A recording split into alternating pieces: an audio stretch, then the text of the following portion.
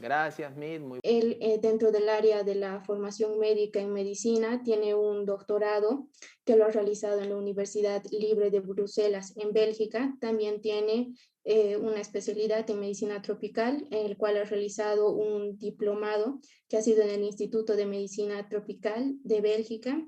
También tiene lo que es otro diplomado en micología humana y animal en el Instituto Tropical de Medicina de Bélgica. El doctor es máster en investigación científica y tecnología en nuestra distinguida Universidad Mayor de San Simón. También tiene un alto grado en los estudios universitarios, que es el PDH, es un doctor en filosofía que lo ha realizado en la Universidad Libre de Bruselas. El doctor, dentro de su experiencia profesional y los proyectos que ha concluido y está realizando en curso, tiene que en 1998 ha iniciado su docencia en parasitología e infectología en la Universidad Mayor de San Simón. En 1998 ha sido coordinador y docente del posgrado en medicina tropical en la Universidad Mayor de San Simón. Del 2000 al 2013 ha tenido el grado de coordinador en el convenio de cooperación entre la Universidad Mayor de San Simón y las universidades de Bélgica en lo que es Cochabamba, Bolivia, UNCIUF. En 1996 al 2005 ha sido coordinador del convenio UNS-UBA en lo que es Valonia Bruselas Internacional para lo que es el proyecto de control de Chagas congénito. El 2004 ha sido supervisor del proyecto piloto en el control de la enfermedad de Chagas en Bolivia, en USAID. Del 2004 al 2005 ha sido responsable del diagnóstico y tratamiento de Chagas. Ha participado en el Programa Nacional de Chagas Bolivia. Del 2007 al 2015 ha sido representante legal colectivo de estudios aplicados al desarrollo social. El 2009 ha sido consultor, coordinador en lo que es la Plataforma Integral de Atención a Pacientes con Chagas Crónico. Del 2010 al 2013 ha sido investigador del proyecto COEMI FP7 en la Unión Europea. Del 2011 al 2012 ha sido el investigador principal de lo que es el ensayo clínico en el estudio de seguridad y eficacia aleatorizado multicentro controlado con placebo en la fase 2 para evaluar 3 regímenes de dosificación en lo que es la E1224 y en Besnidazol para lo que es el tratamiento de pacientes adultos con la enfermedad de Chagas crónico indeterminada. El 2012 ha sido miembro de la red NEPACHA. Del 2013 al 2015 ha sido el investigador principal en el ensayo clínico de la fase 2 del estudio aleatorizado multicentro controlado con el placebo de seguridad y eficacia para evaluar los 6 regímenes de dosificación oral en Fexnidazol, también para el tratamiento de pacientes adultos en la enfermedad de Chagas crónico indeterminada. El 2015 ha sido presidente de la Fundación CAEDES. El 2016 ha sido coordinador del ensayo clínico en estudios prospectivos con control retrospectivo para evaluar la eficacia y seguridad de una nueva formulación pediatra de Nifurtimox en pacientes de 0 a 17 años con la enfermedad de Chagas. Del 2016 al 2018 ha sido el investigador principal en el ensayo clínico doble ciego, doble simulación, fase 2, aleatorizado multicentro en prueba de concepto, estudio de seguridad y eficacia para evaluar los diferentes regímenes de monoterapia oral con Besnidazol y combinación de Besnidazol. El 2017 ha sido coordinador del proyecto Indy Pérez y el 2001 hasta el 2021 actualmente el doctor lleva 85 publicaciones en Medline PubMed. Doctor, puede continuar. Bueno, muchas gracias por la presentación. Me han pedido y les agradezco por la invitación de que les hable acerca de una enfermedad que ustedes han visto. Sorprendentemente se ha vuelto una enfermedad que todo el mundo habla, ¿no es cierto? Todo eso a consecuencia del COVID y la asociación que hay entre esta enfermedad y casos de COVID. No es una enfermedad nueva. Yo recuerdo justamente cuando estuve haciendo una especialidad en micología, avanzamos esta enfermedad y quedé sorprendido por lo grave, por lo seria que era, pero por suerte también una enfermedad relativamente rara, ¿sí? Y esa enfermedad es la mucormicosis, o que le llaman también el hongo negro. Yo estuve sorprendido porque le llamaban el hongo negro, porque este hongo tiene diferentes colores, pero en realidad negro se debe a las lesiones que produce, ya más que el hongo, debería ser la enfermedad negra, porque produce lesiones oscuras, a veces negras, en distintos órganos debido al infarto y a la gangrena que se observa. Ya el hongo en sí no es un hongo negro, pero bueno, así le están denominando, como al terminar esta charla les voy a decir dos palabritas sobre el hongo blanco, que también ahora se está hablando y que seguramente en los próximos días eh, se va a hablar más. Entonces, lo que voy a hablar es mucormicosis, ¿no? Mucor, mucor quiere decir eh, moho, moho. Todos conocen los mohos, ¿no es cierto? A veces en lugares muy húmedos, en los baños, en las paredes de algunas habitaciones húmedas, crece moho en los rincones. Pero también conocemos el moho porque decimos, mira, este pedazo de pan se ha enmohecido. ¿Sí? Los mohos son hongos del tipo filamentoso y mucormicosis no quiere decir más que una enfermedad producida por un hongo que tiene la forma de un moho. Bueno, tiene algunas sinonimias, o sea, con otros nombres que se puede encontrar esta enfermedad, es con el nombre de mucorosis, mucorosis, ya igual hongo, enfermedad producida por un moho, y también cigomicosis, porque pertenece a un grupo más grande de hongos que son los cigomicetos. Ya, entonces, este hongo es un hongo oportunista, es cosmopolita, hay en cualquier parte de nuestro planeta. Y son saprófitos comunes en el medio ambiente. Recordarles a ustedes que todos los hongos son saprófitos. Ya los hongos para sobrevivir, para multiplicarse y expandirse, necesitan obligatoriamente productos orgánicos preformados. Por eso es que todos los hongos son, en definitiva, saprófitos en el medio ambiente y a veces se vuelven patógenos en ciertas situaciones. ¿De acuerdo? Ya, pero una de sus esencias es que es un hongo oportunista. Y yo he tratado acá de dar una definición de qué es la mucormicosis. Entonces es una micosis, perdón, aquí está mal escrito, debería decir invasora, invasora, ¿sí? Y ese es el temor más grande, es una enfermedad extremadamente invasora, profunda, puede afectar órganos profundos, los pulmones, el cerebro, los riñones, los senos nasales, paranasales, es muy grave, ¿ya? En algunos estudios, que no hay estudios de muchos casos, pero de algunos decenas o cientos de casos, la mortalidad alcanza al 100% y van a entender posteriormente por qué. Rara vez es cutánea, pero tiene expresiones cutáneas por extensión. Y como ya habíamos dicho, es una enfermedad oportunista que se presenta en organismos debilitados.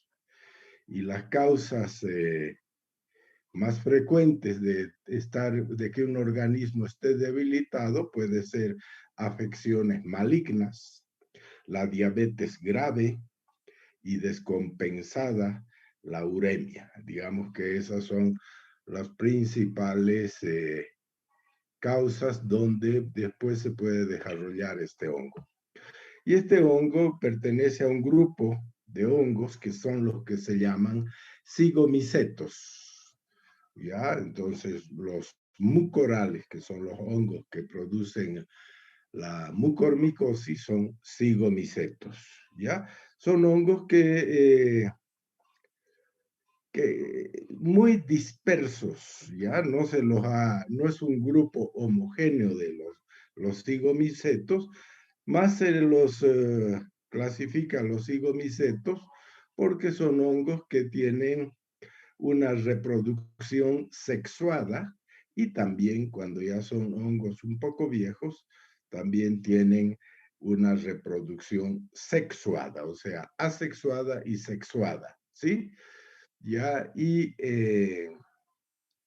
con una gran variabilidad del DNA. Ya, o sea que probablemente dentro de los cigomicetos hay muchísimos géneros todavía y especies de hongos por su variabilidad genética. Ustedes aquí ven, reconocen, ¿no es cierto?, este alimento, que son frutillas, ¿no ve? Frutillitas. Y ahí observan estas placas blanquecinas, ya es un cigomiceto. No es un hongo negro, pero así le han llamado. Entonces, algunas características de los cigomicetos, que por supuesto son también características de de la mucormicosis y de los mucorales. Primero, son hongos de crecimiento muy rápido. Y eso es parte entonces de las lesiones que se instalan muy rápidamente en una persona y que pueden llevar a veces a la muerte. ¿Sí? Tienen esta característica, es también muy importante porque poseen los micelios, o sea, los filamentos del hongo, que no tienen septas, o sea, no están divididos, es un filamento largo donde no se ve la separación de una célula a la otra, y son muy anchos, y tienen ramificaciones casi en 90 grados.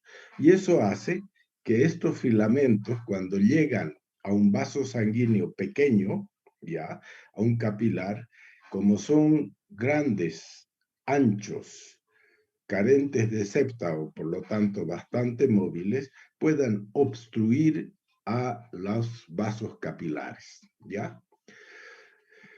Los cigomicetos son, ya hemos dicho, cosmopolitas, ubicuos y se encuentran en la tierra. El moho del pan muchas veces es un cigomiceto, en las frutas, también en el estiércol. Estas infecciones, yo diría que por suerte son poco frecuentes, ¿sí? Y cuando los cigomicetos dan enfermedad, casi siempre se debe a un grupo de hongos de los que estamos hablando ahora que producen la mucormicosis, que son los mucorales. Aquí ven entonces esta fruta, ¿no? Ha crecido un hongo. Vean que tiene diferentes colores, son diferentes colonias de hongos, ¿ya? Que son saprófitos y en este caso produciendo una enfermedad en una fruta. Aquí también lo que ya les había mostrado, si ustedes dejan algunos días hasta que se eche a perder sus frutillas, pueden crecer cigomicetos o mucorales. Bueno, dentro de los hongos mucorales, o también llamados mucoreáceos, hay muchas especies, ¿ya? Pero los más conocidos y que se los ha encontrado produciendo enfermedad en los seres humanos es el Mucor Bacillus Mucor racissimus, Mucor arrisus, Mucor orizae y Rhizopus coni. Y además esta lista yo solamente he puesto aquí 5 como ejemplo, porque tampoco es necesario que uno vea todos los hongos, pero para decirles que es una variedad de hongos, ya que pueden ser del mucorales o Rhizopus sobre todo, y también Apsidia.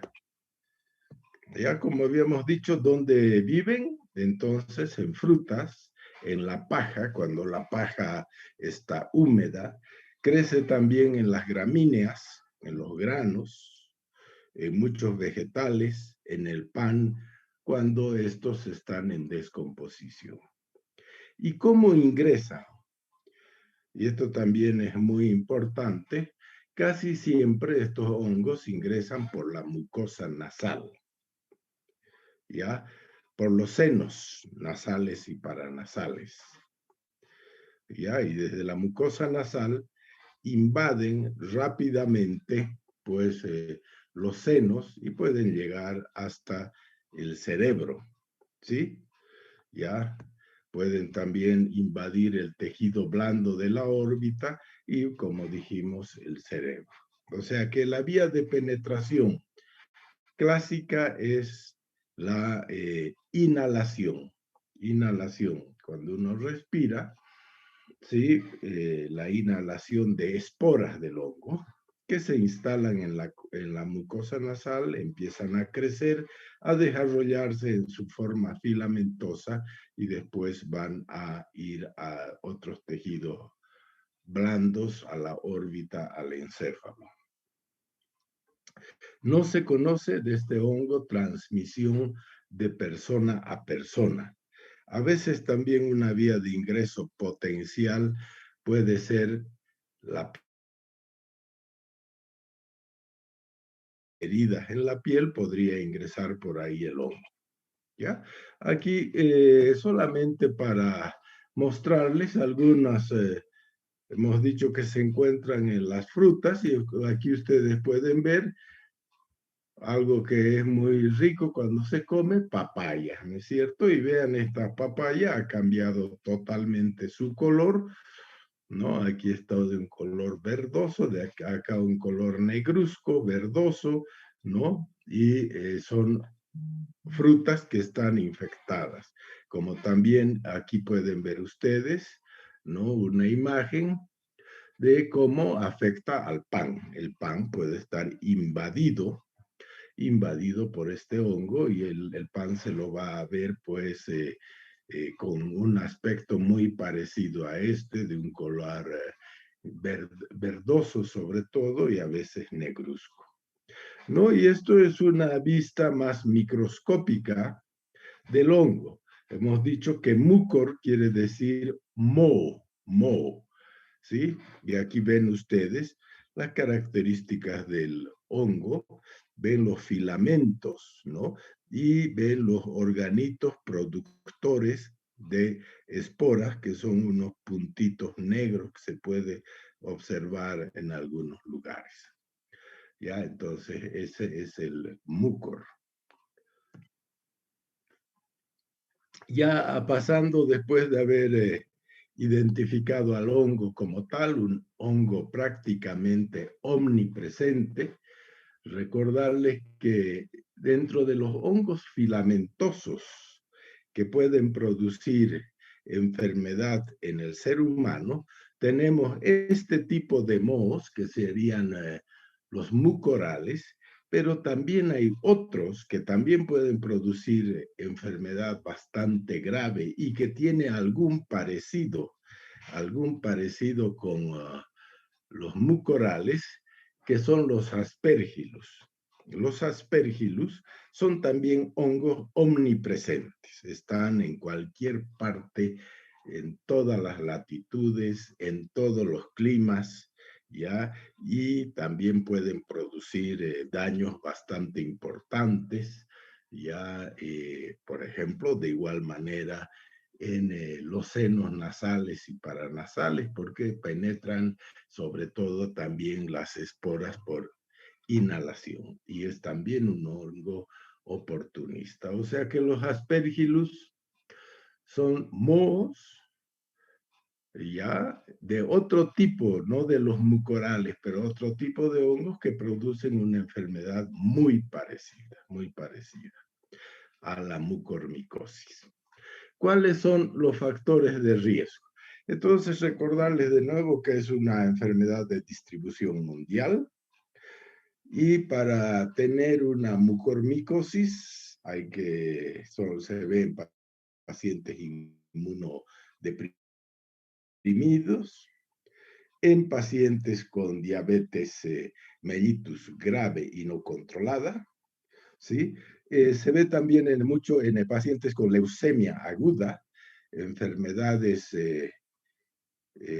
también de discrasias sanguíneas, en la anemia aplásica y en las personas que son receptores de trasplante de trasplante de órganos, ya que han recibido sobre todo trasplantes de células madre eritropoyéticas, ¿sí? Esos son los que se conocen como factores de riesgo. Sí, aquí he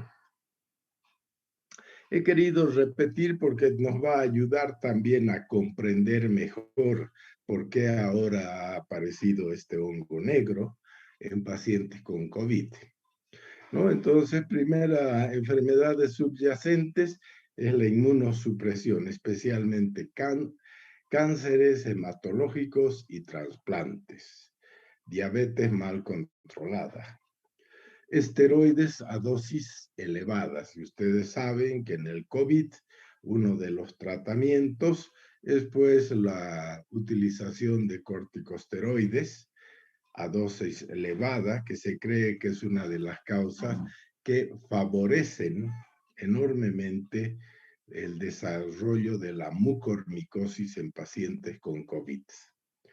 ¿Ya? El tratamiento con desferrioxamina por sobrecarga de hierro, ¿no es cierto? La sobrecarga de hierro, entonces también podría llevar a la aparición de esta mucormicosis. Los pacientes malnutridos y los prematuros. Esta enfermedad ya fue descrita en niños muy pequeños, ya prematuros, desnutridos severos. También, como es un hongo que está omnipresente, a veces en los adictos a drogas por vía parenteral, las drogas que se colocan pueden estar contaminadas con el hongo y constituyen, perdón, un riesgo para desarrollar la enfermedad. Estos hongos también se pueden acumular, por ejemplo, en el aire acondicionado hospitalario, ¿sí? Ya donde hay humedad, un poquito de calor, estos hongos se desarrollan perfectamente y pueden ser un factor de riesgo, ¿sí? Que en el aire acondicionado esté el hongo, o también a veces la vestimenta contaminada.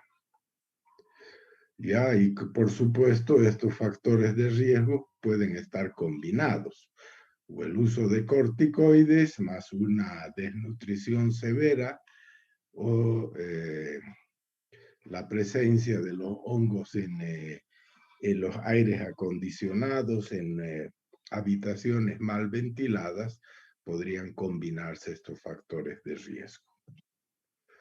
¿Sí? Con eso, que es un poco más los antecedentes epidemiológicos, ya empezamos ahora a hablar de la enfermedad en sí. Y tenemos lo que es la patogenia. Ya hemos dicho que es una enfermedad de rápida evolución. ¿Sí?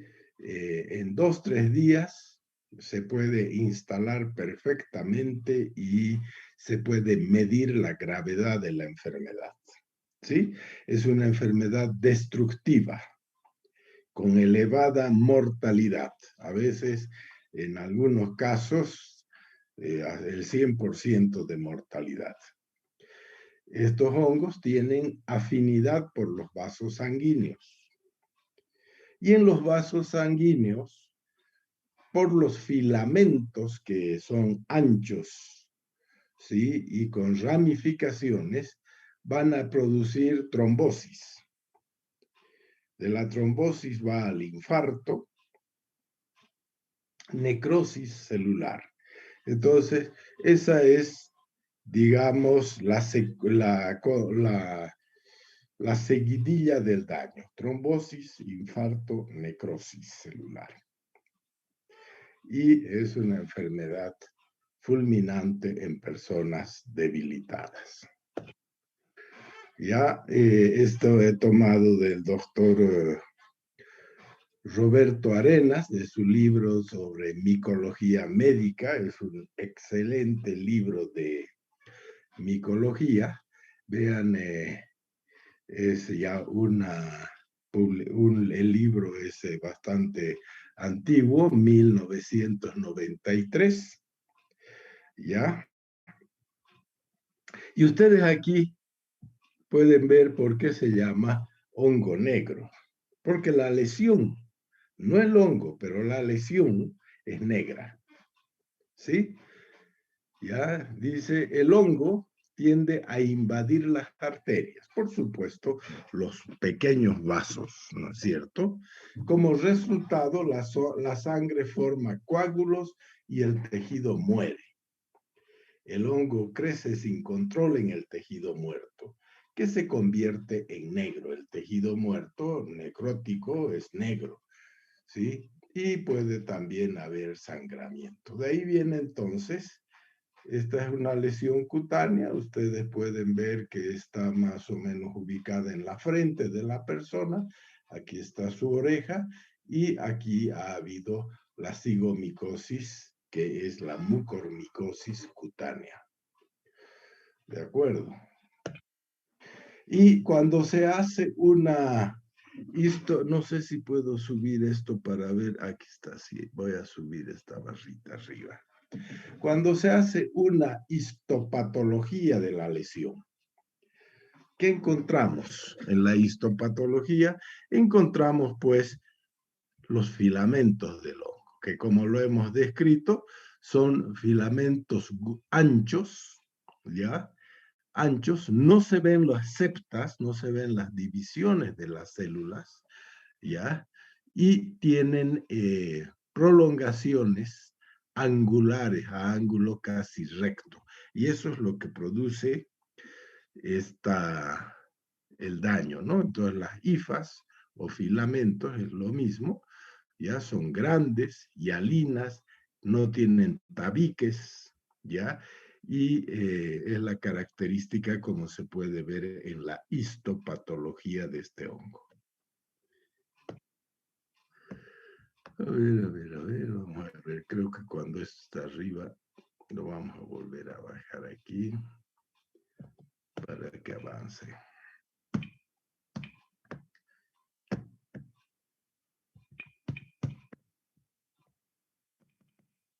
Se ha trancado.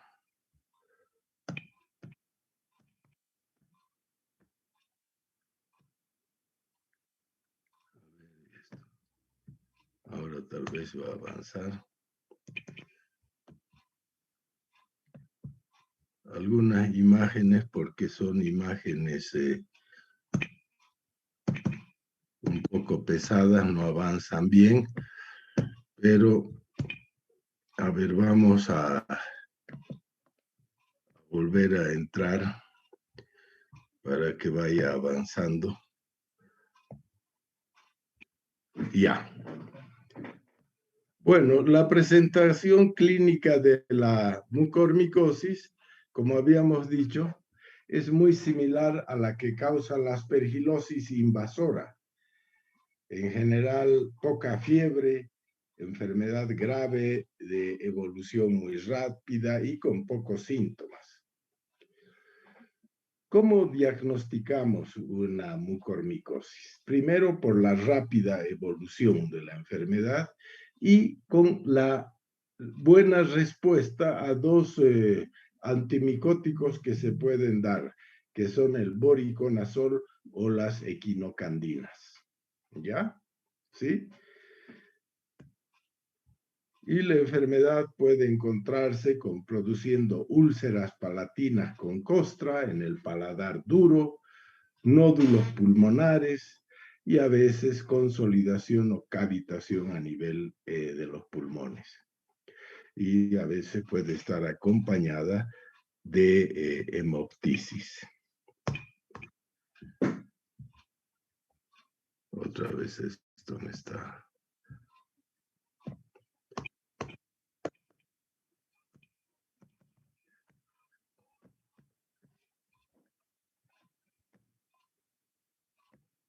Yo creo que tengo un problema al avanzar.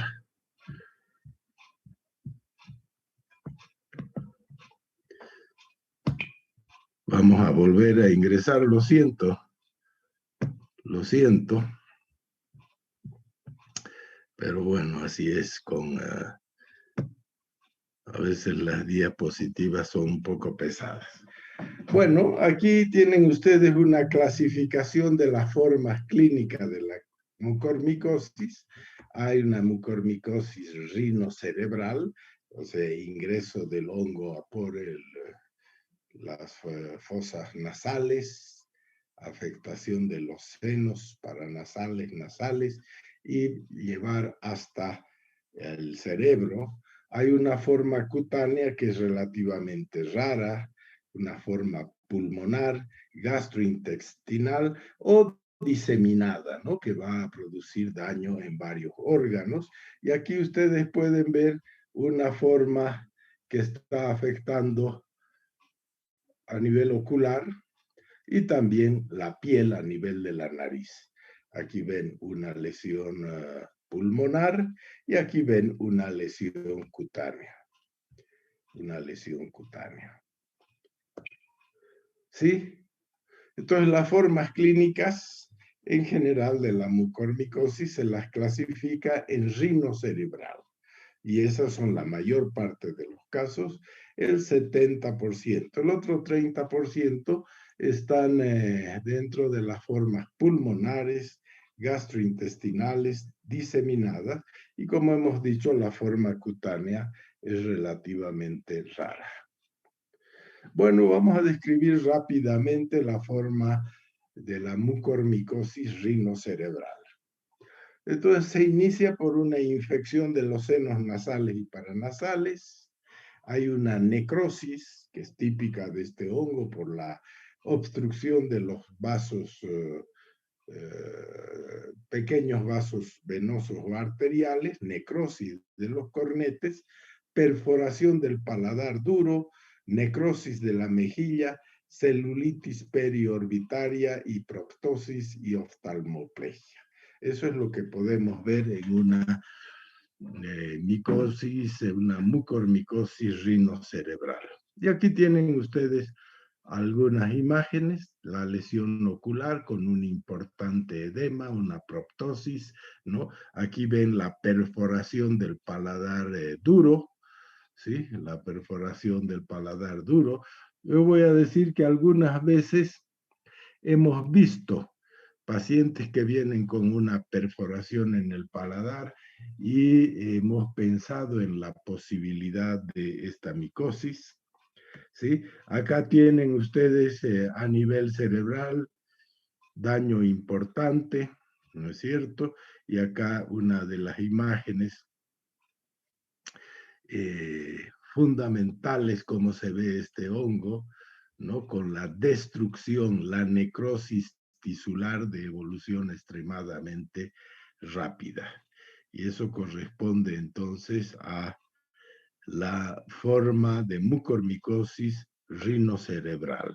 De igual manera acá, vean esta lesión destructiva de rápida evolución, que lleva a la muerte muchas veces, es porque aquí hay trombosis, infarto y necrosis de tejido, de rápida evolución. ¿Dónde vas a ir? Ahí no sé dónde va a ir, pero bueno. Bueno, otra de las formas de presentación es la forma pulmonar, y a la forma pulmonar normalmente es una micosis que se conoce también con el nombre micosis, que puede escribirse con S o con Z, cigomicosis o cigomicosis, ¿sí?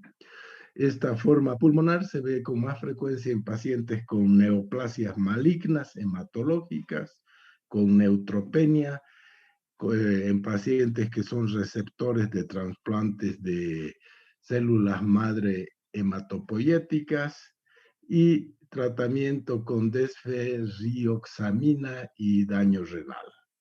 ¿Qué va a haber? Hay el mismo tipo de daño, trombosis de los vasos sanguíneos pulmonares e infartos pulmonares. Y necrosis, por supuesto, ¿no? Y acá he tomado esta diapositiva que nos muestra, en el caso de la mucormicosis pulmonar, los factores de riesgo, leucemias, linfomas, neutropenias, anemia aplástica, ¿ya? Después, ven ustedes acá la importante lesión a nivel pulmonar. En los pulmones causa, dice, fiebre, tos, dolor y a veces dificultad para respirar. Por supuesto, son una dificultad muy importante, ¿no? Y hay que hacer estudios de radiología, de tomografía axial computarizada, ¿no? Se van a observar infiltrados densos, ¿de acuerdo? Y también pueden haber cavidades pulmonares y derrame pleural, como se ve, por ejemplo, en esta imagen, ¿sí? Vean ustedes, este paciente está con sus cánulas y ahí hay un derrame. Y esto es otra vez volviendo, porque la patogenia se explica por las características de este hongo. Es un hongo ancho, ¿sí? No septado, con ramificaciones que son angulares, ¿no? Y como dice acá, mucormicosis, hifas no septadas, amplias, granuloangulares, gran angulares, ¿sí? Del mucor, ¿sí? Y esto se ve en un paciente a nivel paranasal, en un paciente con diabetes mellitus. Y no finalmente, pero la tercera forma de presentación es pues la invasión de este hongo a nivel de los vasos de las arterias y venas a nivel gastrointestinal. Esta está más relacionada con la desnutrición grave y se ve sobre todo en recién nacidos y prematuros. ¿Qué vamos a observar a nivel del intestino? Pues se van a observar úlceras y de igual manera trombosis y gangrena, ya sea del estómago o del intestino. Y acá ven entonces ustedes algunas lesiones, sobre todo aquí ven estas lesiones ulcerosas y la necrosis que se ha observado también a nivel, en este caso, del yeyuno, ¿no es cierto? Del yeyuno. Ven, entonces, esta es otra de las formas de evolución rápida y mortal, por supuesto. Sí, la forma diseminada, que en realidad se ve, es la afectación de varios de los órganos que ya hemos descrito, en los casos de pacientes con inmunodepresión grave, neutropenia severa, neoplasias malignas hematopoyéticas y casos contraídos en hospitales, ¿no? Y pueden afectar los senos nasales, paranasales, ya el cerebro, los pulmones o también a nivel de los intestinos. O sea que es la diseminada, es una combinación de las y renales también, que aquí nos dice, pero también es una combinación de las diferentes formas. Esa es la clínica entonces de esta enfermedad.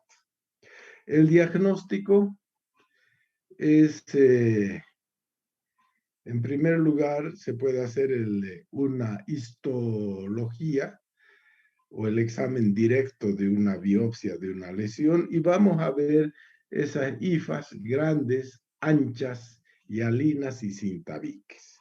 Y eso confirma evidentemente el diagnóstico histopatológico.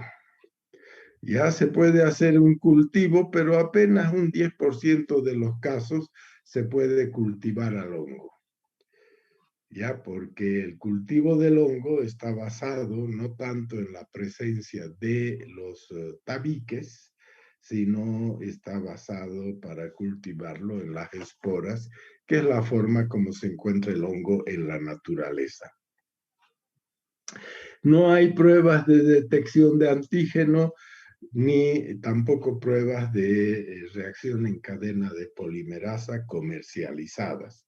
Algunos centros, laboratorios, hacen su propia PCR, ¿no? Se puede también hacer una secuenciación del DNA del hongo, de un fragmento del DNA.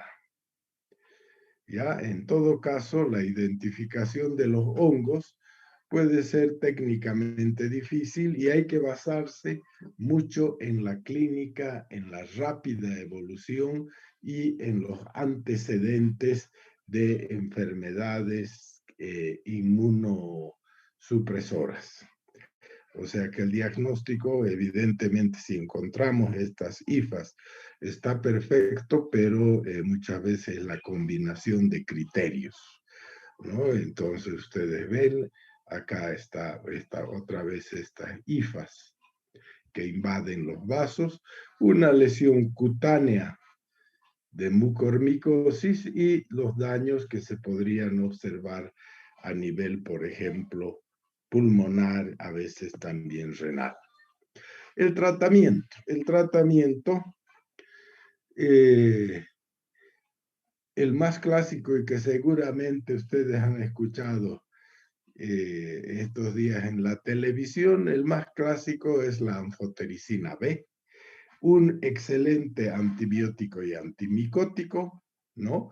Mejor si dan anfotericina B liposomal, pero como les había dicho también, las equinocandinas y el posaconazol son antifúngicos activos, pero son moderadamente efectivos.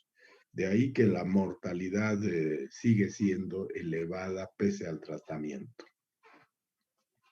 Otra de las propuestas terapéuticas es el de debridamiento quirúrgico y muy importante, la corrección de la enfermedad subyacente, ¿sí? Eso evidentemente, si se puede resolver rápidamente la enfermedad subyacente, puede llevar a la sobrevida de las personas.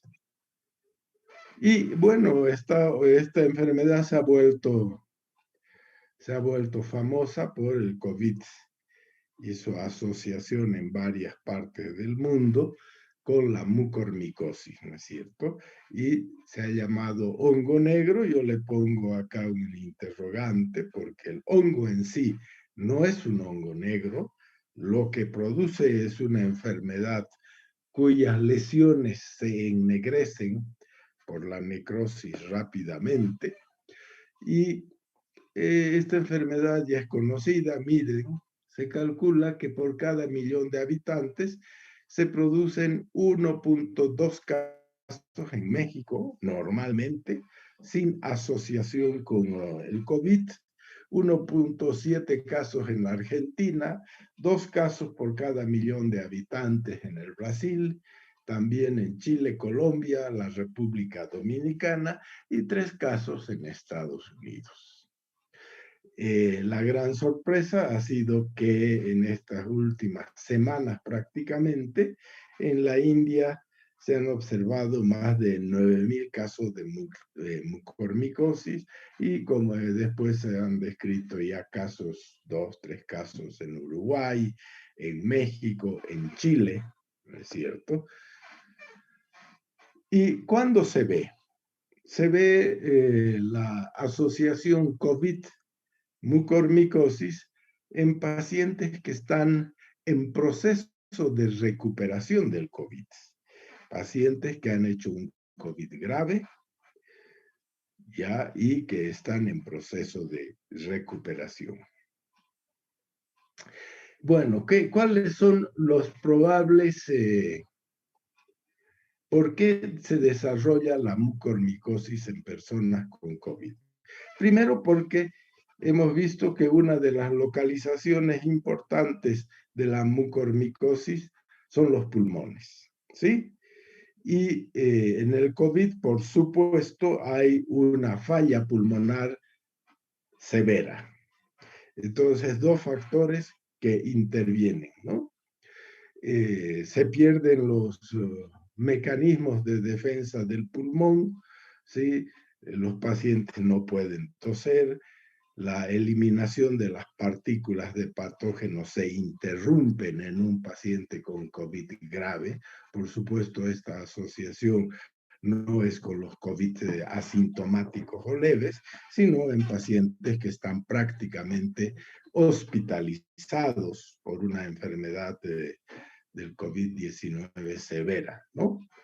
El paciente está intubado, por lo tanto se interrumpen todas las barreras naturales, el paciente tiene un pulmón dañado, el paciente recibe corticoides que ustedes saben muy bien que el corticoide, aunque es un excelente antiinflamatorio, pero también va a producir una alteración, como decir, una disminución de la inmunidad que va a favorecer el desarrollo del hongo y además estos pacientes pueden tener un aumento de la glicemia y se conjugan estos dos fenómenos, es decir, una enfermedad de COVID severa y por otro lado la presencia del hongo que encuentra toda esta serie de factores que van a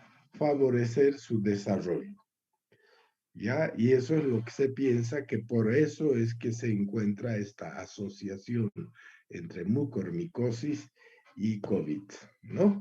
Y ustedes ven aquí una persona con un daño facial importante, ¿no? Acá ven también otra lesión a nivel ocular y se están haciendo pruebas. Una lesión ocular y cutánea en otra persona que tiene la asociación COVID y mucormicosis.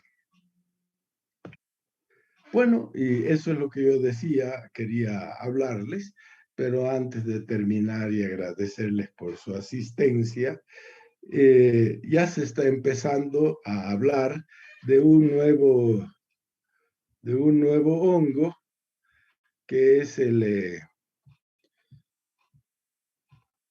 el hongo blanco. El hongo blanco en realidad es una cándida, que es una nueva especie de cándida que se llama Cándida auris. ¿De acuerdo? Y estas son imágenes de esta cándida como patógeno, donde se ven las levaduras, los filamentos y hifas y pseudofilamentos que se forman, ¿no? Y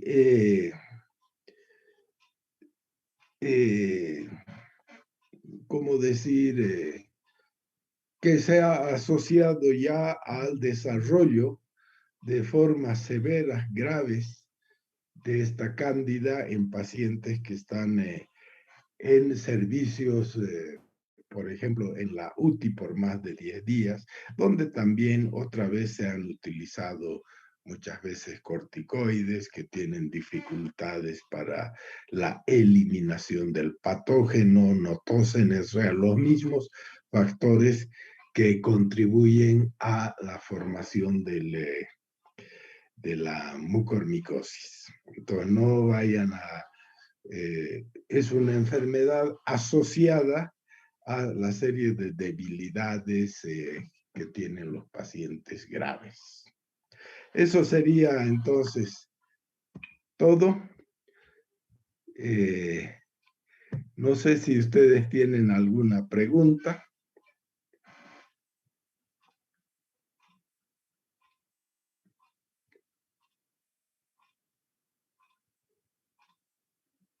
O se han callado o se han dormido. Doctor, Doctor, Sí,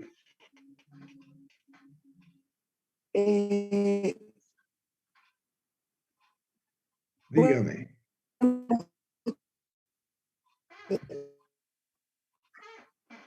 buenas noches.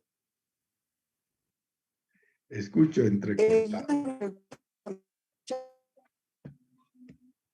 Tatiana, la escucho totalmente entrecortada. Mucormicosis, pero Sí.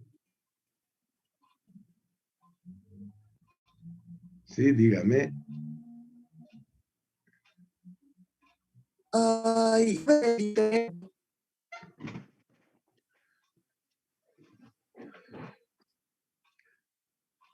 Yo espero que ustedes me han escuchado bien y no tan entrecortado como estoy ahora escuchando, por ejemplo, a Tatiana, ¿no?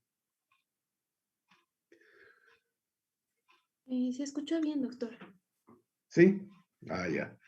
Porque a ver, el internet es pues un tema de, hay momentos en que dice su internet está inestable y empieza a escucharse mal, ¿no? Que yo creo que es lo que está pasando ahora con Tatiana. Sí, los que tengan preguntas, chicos, si quieren puedan hacerles en el chat y nosotros vamos a ir leyendo.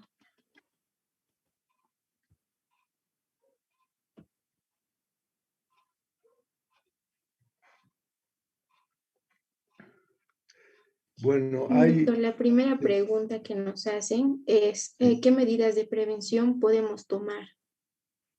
Bueno, evidentemente es muy difícil tomar medidas de prevención contra la mucormicosis, al ser un hongo omnipresente prácticamente, ¿ya? Evidentemente en los hospitales habría que hacer limpieza, ¿sí? Hay incluso algunos fungicidas que se podrían utilizar, limpiar bien los extractores de aire donde se podría acumular a veces el hongo, pero en sí las medidas sería evitar la exposición ya en pacientes que tienen un factor de riesgo, evitar la exposición con el hongo, pero es sumamente difícil. Realmente no hay medidas preventivas eficaces. La siguiente pregunta, doctor. ¿El hongo tiene afinidad por algún tipo específico de fruta o verdura? Bueno, se puede encontrar prácticamente en todas las frutas y verduras, ya porque el hongo está en la tierra, está en el suelo, ¿no? Y si ustedes entran a... ciertamente verduras que tienen mucha azúcar, eso es seguro, ¿ya? Por ejemplo, si ustedes buscan otro tipo de alimentos como cebollas, ahí rara vez les crecen hongos, pero las frutas con mucha azúcar son favorecedoras del desarrollo del hongo. Muy húmedas y con azúcar. La siguiente pregunta. ¿Hay algún tipo de protocolo que la entidad sanitaria deba notificar la aparición de esta micosis en COVID internado? Porque la semana pasada en un hospital diagnosticaron esta misma micosis en un paciente de 17 años que no presentaba factores de riesgo. Bueno, el factor de riesgo probablemente, si es un paciente hospitalizado, ¿sí? Y se ha utilizado corticoides por un tiempo importante, 2, 3 o más semanas de corticoides, el factor de riesgo es el uso, en este caso, de los corticoides. ¿De acuerdo? Ya, como hemos dicho, no es una enfermedad que va a suceder en un paciente con COVID y que se puede quedar perfectamente en su casa. Es un paciente que tiene daño pulmonar importante, que no puede eliminar bien las secreciones, que se lo ha entubado y que además de eso le están dando corticoides, que es una terapia correcta, ¿no es cierto?, para las formas severas de COVID.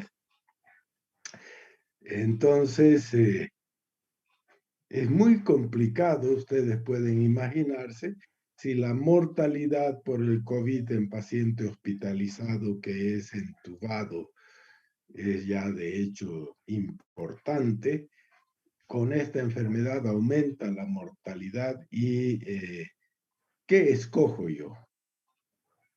Estar precavido para reconocer la enfermedad de la mucormicosis y rápidamente instalar, por ejemplo, anfotericina B. ¿No? Es un balance muy complejo, muy delicado. Doctor, la siguiente pregunta es, ¿se puede dar anfotericina antes de que ocurra una infección como manera de prevenir en terapia de cuidados intensivos? Mire, no creo. Ya, yo le diría que la anfotericina es un antibiótico, antimicótico, eh, de difícil manejo, extremadamente tóxico, que puede llevar muy rápidamente a cuadros de insuficiencia renal, ya, y a otros episodios también febriles, etcétera. Entonces, podría hacer más daño, digamos, la profilaxis con anfotericina cuando usted no sabe si el paciente podría desarrollar. Sigue siendo, en todo caso, una enfermedad muy rara, ¿sí? El desarrollo de la mucormicosis es una enfermedad muy rara. Si en la India, donde hay varios millones de casos y una mortalidad sumamente elevada debido a COVID, ¿no es cierto? Y se han detectado 10.000 casos, probablemente si usted hubiera dado anfotericina en profilaxis, tendría los 10.000 casos más varias complicaciones debido a la anfotericina. ¿Sí? La siguiente pregunta dice, buenas noches, doctor. Gracias por la presentación. ¿Cuál es la esperanza de que los pacientes que padecen de mucormicosis se recuperen exitosamente? Ya, la esperanza está en el inicio terapéutico temprano, lo más temprano posible, ¿no es cierto? Van a quedar secuelas porque ustedes han visto que la secuencia es trombosis, ¿no es cierto? Isquemia, infarto, necrosis y destrucción severa del tejido. Entonces va a quedar siempre secuelas, pero si usted actúa rápidamente con los medicamentos que se han indicado y hace un buen debridamiento de las lesiones, hay alguna posibilidad de curación. Sin ese tratamiento, a veces la mortalidad es del 100%, pero va a depender también dónde se ubica el daño. Está bien. Por temas de tiempo vamos a responder las 5 últimas preguntas, chicos. La siguiente pregunta es, ¿cómo se procedería en un paciente que tiene alguna nefropatía teniendo en cuenta la nefrotoxicidad de la anfotericina B? Bueno, en general, la nefrotoxicidad de la anfotericina B.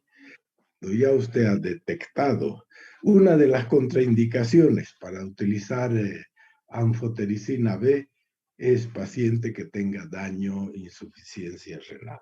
Esa es una contraindicación prácticamente absoluta. Y cuando usted ha pasado por encima de 1.5 gramos de anfotericina, ya puede haber nefrotoxicidad severa. Entonces, yo diría que habría que no utilizar, ¿cómo se dice? Anfotericina, sino probar con posaconazol, con voriconazol, con equinocandinas, ¿no? Donde también hay una nefrotoxicidad, pero mucho menor. O sea, es una pregunta complicada, ¿no? Porque una contraindicación del uso de anfotericina B es la insuficiencia renal, justamente. La siguiente pregunta es, ¿hay alguna posibilidad de contagio mediante esporas? Sí, el contagio casi siempre es mediante esporas, ¿no? La inhalación, la penetración por las vías, por la mucosa nasal, ¿no? Y de ahí se expanden hasta los senos nasales y paranasales. O sea, la penetración es casi siempre por esporas que están contenidas en la naturaleza, incluso en el aire que uno respira, ¿no?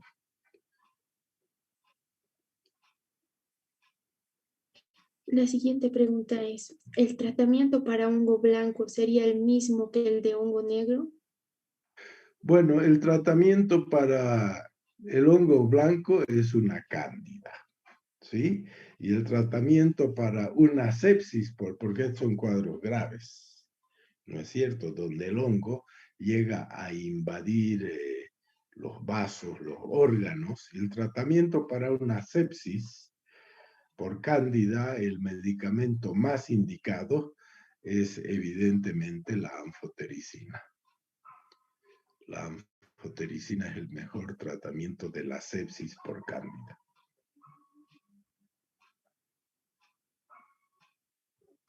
Y la siguiente pregunta es, ¿el tratamiento para el hongo negro es muy caro?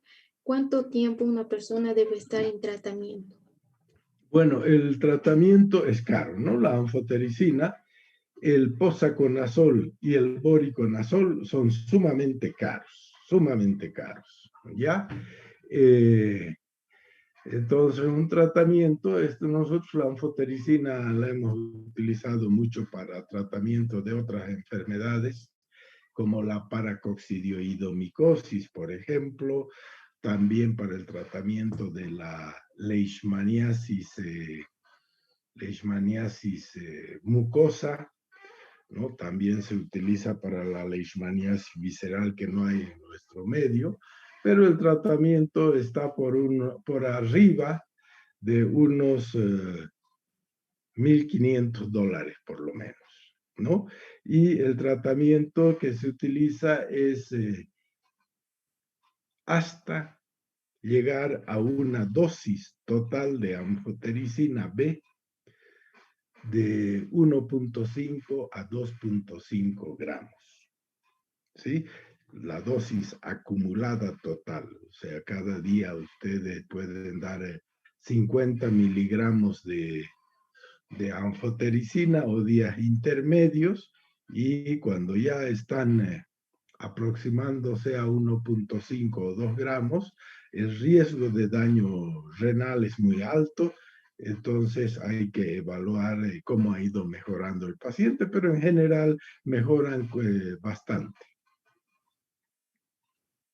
Y la siguiente pregunta es, ¿cuál es la relación entre mucormicosis y el embarazo y cuál es el tratamiento en recién nacidos? Bueno, no creo que haya ninguna relación, no creo que haya ninguna relación entre el embarazo y la mucormicosis. Es evidente que una mujer ya podría tener una mucormicosis y poner en peligro su vida. Y al poner en peligro su vida, también va a poner en peligro la vida del feto, ¿no es cierto?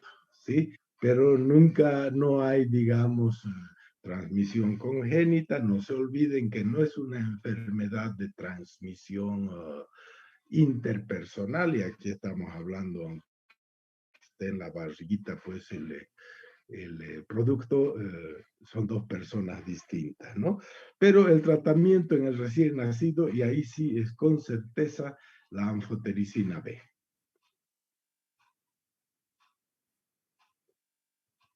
En un niño Está prematuro bien, que doctor. empieza a desarrollar. Sí, eso es. Gracias, doctor. Estamos muy agradecidos por la charla, por su tiempo, por su dedicación y a todos por su participación. Estamos muy agradecidos, doctor. Realmente gracias por su tiempo y este espacio que nos da. No, muchas gracias a ustedes por la invitación, y yo he aceptado muy rápidamente porque si ven en la televisión, yo he visto, por ejemplo, en CNN, un muy buen reporte sobre mucormicosis. Las cosas que decían eran, digamos, casi todas muy correctas, muy correctas, ¿no? Pero a veces la gente va haciendo afirmaciones que no están próximas a la ciencia, ¿no? Entonces, por eso he dicho, repasaremos el tema para que los estudiantes de la Facultad de Medicina de San Simón tengan conceptos los más claros. Muchas gracias. Muchas gracias, doctor. Bueno, adiós pues. Muchas Ya. gracias, doctor. Buenas noches. Buenas Gracias, noches. Hasta luego, doctor. Que le Buenas vaya noches, bien. hasta luego. Gracias, doctor. Hasta luego, buenas noches.